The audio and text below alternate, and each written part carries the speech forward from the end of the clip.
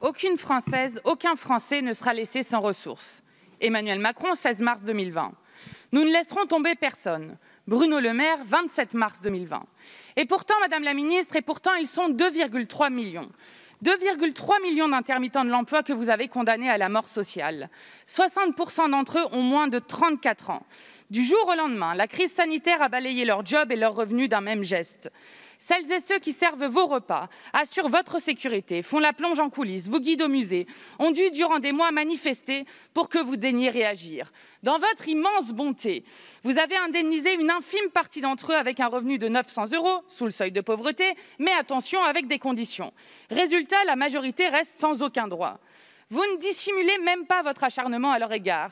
Les intermittents de l'emploi seront les premières victimes de votre réforme indigne de l'assurance chômage. Le collectif des intermittents précaires sonne l'alerte. Leurs allocations vont baisser de 50%.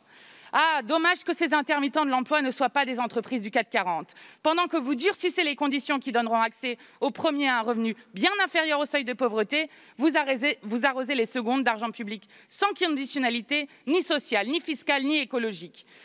15,5 milliards d'euros supplémentaires à des entreprises cette année, sans aucune contrepartie. 155 milliards d'euros d'argent public débloqués en France en 2020 pour soutenir les entreprises privées. 100% des groupes du CAC 40 qui ont bénéficié et bénéficient encore d'aides publiques spéciales Covid-19. On connaît la chanson, Madame la Ministre, quoi qu'il en coûte pour ces multinationales et pas d'argent magique pour les intermittents de l'emploi et pour les chômeurs en général que vous dépouillez pour faire 2,3 milliards d'euros d'économies. Voici l'indécence de votre politique. Madame la Ministre, faut-il s'appeler Air France ou Sanofi pour que la solidarité nationale s'applique enfin? Renoncez à cette réforme de l'assurance chômage. Renoncez à cette réforme de la honte. Merci beaucoup, Madame Panot. Madame la Ministre, vous avez la parole. Merci, Monsieur le Président. Moi, je voudrais vous redire, Madame la députée Panot, mon étonnement de vous entendre défendre avec autant de force la précarité dans l'emploi. Je trouve que ça n'est pas banal d'entendre une députée du groupe France Insoumise défendre avec autant de force un système qui plonge des centaines de milliers de travailleurs dans la précarité. Mais si vous trouvez ça formidable, clairement, on n'accède pas à un logement, on n'accède pas à un crédit dans le système que vous défendez. Moi, je ne résous pas, voyez, à une supposée fatalité, alors même que la France recourt 10 fois plus que l'Allemagne et 6 fois plus que le Danemark à ce type de contrat.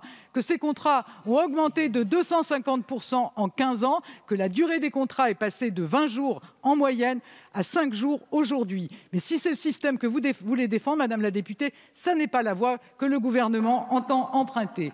Et quand je vous écoute, on a l'impression que le gouvernement n'a pas agi. Nous avons mobilisé 40 milliards d'euros pour protéger les salariés pendant la durée de la crise. Je l'ai dit, près de 9 millions de salariés ont été protégés au plus fort de la crise, 3 millions le mois dernier, et nous accompagnerons autant que nécessaire les secteurs qui ont des difficultés à redémarrer. Et nous avons mis en place une activité partielle de longue durée qui permet de protéger les salariés pendant 24 mois, le temps que l'activité économique reparte. Et nous avons également accompagné les demandeurs d'emploi. Nous avons prolongé depuis le mois de novembre les allocations des demandeurs d'emploi arrivés en fin de droit. Ils auront été protégés jusqu'à la levée des restrictions sanitaires. 830 000 demandeurs d'emploi ont vu leurs droits prolongés pour un montant de 3 milliards d'euros. Et s'agissant de ceux qui, avant la crise, alternaient des contrats courts ou des contrats saisonniers et des périodes sans activité, nous avons mis en place, dès le mois de novembre, une aide leur garantissant un revenu de 900 € pour tous ceux qui avaient travaillé 60% du temps au cours de l'année précédente. C'est 600 000 salariés qui ont été protégés pour un montant d'1,3 milliard d'euros. Merci. La parole est à Monsieur Jean-Paul Lecoq qui pose une question.